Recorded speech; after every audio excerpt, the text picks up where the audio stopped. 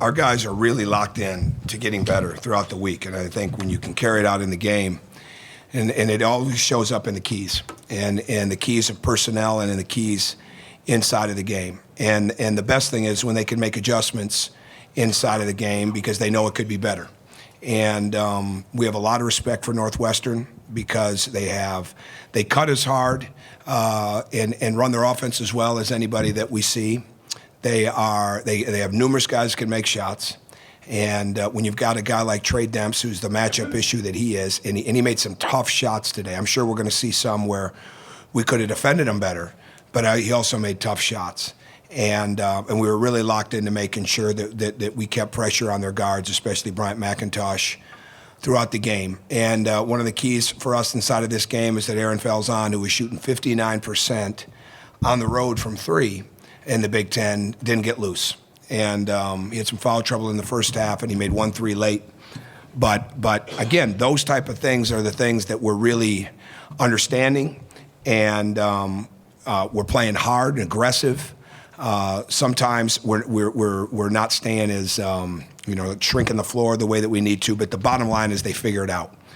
And offensively, when we can get a stop and get the game going, it's really, really good for us because the ball movement is strong, because the body movement is really strong, and meaning that we're getting a lot of cutting and movement, and the more that ball can move, the better we are. But the keys where we didn't want to give them open threes, and we wanted to keep them off the foul line, and most importantly, they were the #1 offensive rebounding team in the league, and we wanted to keep them off the glass. And the second chance point differential, the rebound differential, and the fact that we had the free throw differential, those were huge, huge keys.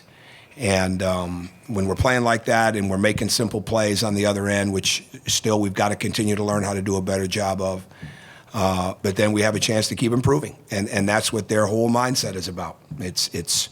We were in here last night watching film late, shooting free throws. They're right back in here this morning to stretch, walk through a couple things.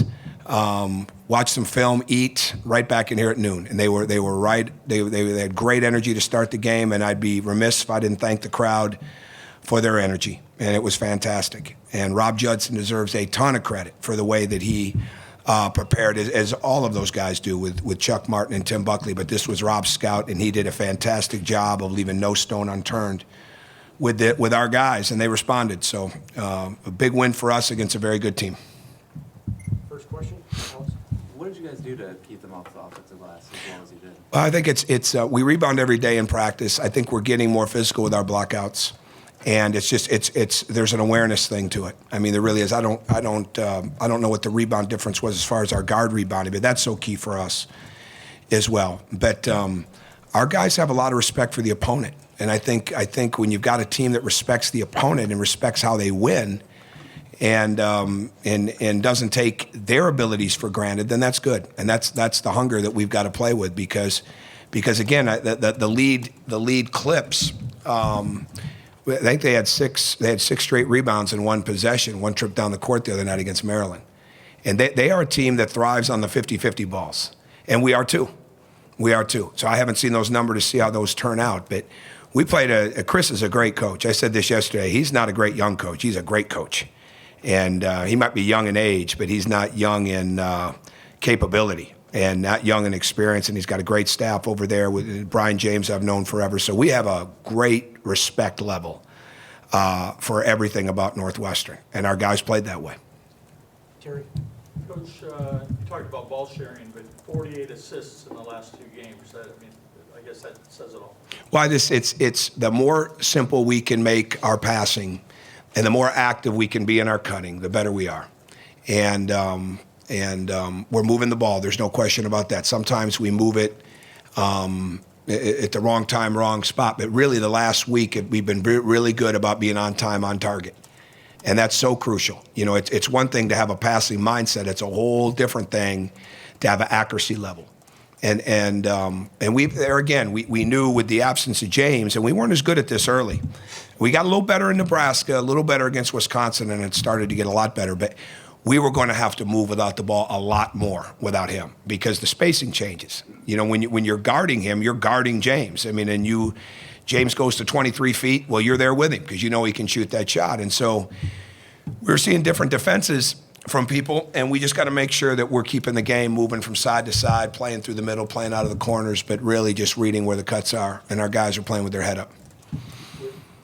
In addition to that, I think you had 9 guys made threes against Illinois, 7 today. I think you're shooting 50% from 3 the last 2 games. Is it just spacing, or guys just comfortable taking the shot? I think it's that. I think we spend a lot of time shooting the ball, and we've definitely cut our practice times back, but we're not cutting the shooting out. And we're spending a lot of time on layups and in different layups, and sometimes it looks like it, sometimes it doesn't. We posted too low today. We've got to do a much better job of that. We started posting and catching, blocking under, and then we had 3 turnovers I think in the first half where we went out of bounds, and so we've got to do a better job there. So there's so many different ways to score. You want to make sure you're trying to cover as much of it as you can in your practice, but the bottom line is they got to be ready to shoot. They got to be confident to take the shot.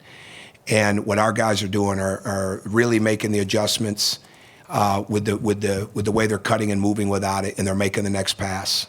And that's when we're at our best. Bob? Tom, I know that OG didn't have a big game tonight specifically, but can you talk generally about what he's brought to the table and how he's kind of made the adjustment to Well, you know what's happening with OG is we're starting to expect a lot more out of him. And so he may not have had the numbers, but like we're looking at him not as a freshman. So I guess that's the greatest compliment I could give to him, even though that he is. And we're as nitpicky with him as we are with the older guys because he's capable. He's smart. He definitely has got to, his energy is a little mysterious sometimes because he doesn't always talk and is not as vocal as he needs to be, though he's playing hard. We need more of that from him. But what he's done is and we started to see this in practice right before the Big Ten. And it coincided, obviously, with the injury to James. It coincided at a good time for him to be able to play because he got on the court. He can shoot the ball, but he's on the court because he can defend numerous people. And you can do a lot of different things with him. And as we continue to get better, and as he continues to get better, we're going to be able to do more switching. He's guarding more guards. He has to guard guys like Yogi and Rob every day in practice, so that makes him better. And he's very active. And so he uses his activity. He uses his athleticism. He's got pretty good awareness. And that sustaining intensity and energy has really picked up, and that's where he's good. And he started to really figure out the spacing. He doesn't have it, quite like the veterans yet, but he's getting closer to that, which, because of his ability to shoot the 3, should give him even more open opportunities. But when he's aggressive to the glass and aggressive defensively, and he can switch out and challenge shots and keep the dribble in front of him, he's really, really important to have on the floor. Mike? Yogi was talking about how guys have to run 17s after they get a certain amount of hours in a game. Is that a recent thing? Yeah, it's recent, yeah. When did that start? A few weeks ago. Yeah, I give them chances to, they win certain things to buy out of it, but they'll have one. We have a numbers, so they'll get one tomorrow night, unless they buy out of it in the sense of a competition. But it's just, it's really a Big Ten thing. But the bottom line is these guys are too good to be giving the ball over or back like that. And that's going to be one of the biggest things going to Wisconsin. We gave them far too many opportunities to score here off of our own mistakes. And we've got to really go up and keep getting strong with that. But we don't talk about, hey, let's not turn it over. We just keep talking about the decision making and keep putting them in situations in practice where they have to do different things. A lot of 3-on-4, 4-on-5 things when we can. And that stuff helps them. But again, when you're cutting and moving without the ball like they are, it shouldn't be that hard. They should be. We really, really just need to be accurate, right? If we're accurate with our ball movement, then we're going to get good looks. And then if we get to the glass, we got a chance to get the second shot. You've talked, I guess, for a lot of the last 4 years about consistently raising sort of the bar for Yogi as he improves. How much is he raising his own bar? Oh, tremendous amount. Yeah, he's the work ethic is always a constant. So that's not any different. It's certainly not any less. And as you get to the age of him, it just continues to increase for him. And it was already pretty high when he walked in here. But I think it's he's sharing his knowledge. He's sharing what he sees on film. He spends a lot of extra time in film. He's way more vocal. And I, again today, I called a timeout and gave him the huddle because we needed to get our pick and roll defense fixed. And I'm very comfortable doing that with him. He just takes a seat and I stand behind him or stand on the side. And that's the kind of ownership you want from a guy like that. But it's got to be his idea, right? Because it can be a coach's idea all you want, but until the player makes it his idea, you're never going to get the full effect. And he's made it his idea. He's and if he keeps that up, he's going to keep having a really good year. He can't revert back. I mean, he's a very smart player, one of the smartest players I've ever had the privilege to coach. And when you got a smart player like that, you want them to share that knowledge, and you want them to share it in real time. Not just film sessions, which he does, and not just halftime. Not just halftime, which he does, or post-game, which he does, but in real time, when the game is flying. Tom, I know you getting 1 year with Max is obviously its own sort of circumstance and situation, but how has he improved since he came on campus in September to where he is now? Well, every area.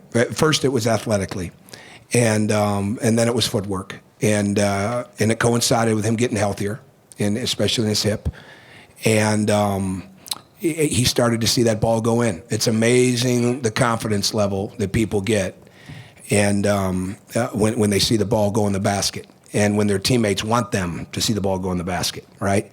So he just continues to work very hard at that, and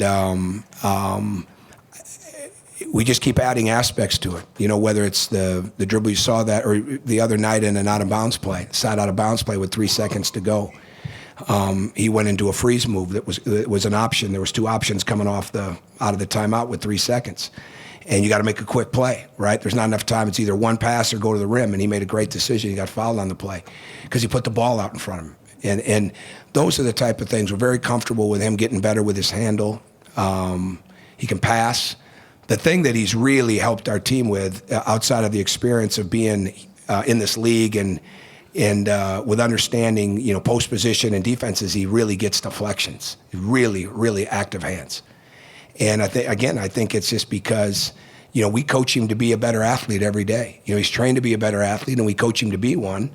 And he's an integral part of the group. On the efficiency the play you're getting from Colin since he's been a starter, Mm-hmm. he's been pretty solid, whether he's producing a good amount of numbers or not. Can you talk about that? As far as his contributions? Yeah, both offensively and defensively. Oh, he's a mainstay. I mean, you saw it last year. I mean, he just keeps getting better and better. I noticed this in film from the other night, and I pointed this out to him and pointed it out to everybody else, and to James, who's going to be going through the same thing as he recovers. There were times when a guy would plant and run a crossover, okay, or change direction on the dribble. Last year, he wasn't healthy enough to recover and cover that. And now he is, right? So, he played last year not even close to the 100% athletically that he would need to be, right, to be a high-level player, but he was still the second leading three-point shooter in the league. So my point is he just continues to make progress. He's smart, he's tough, he's active, he sees things. He's aggressive. He can even be more aggressive on the glass. He can be even better cutting without the ball. He's got to play hands-free. That's the biggest thing. We talk every game about, and we don't just talk at the game. We into practice and segments of practice where we have to understand what the officials' mandates are, and it doesn't matter if we like it or not. That's what they're going to call, and we've got to deal with it. And he's one of those guys that's got to continue to play hands-free, move his feet, be active with his hands outside of his body, and he picks it up, right? He picks it up, but he gets a lot of assignments that are huge.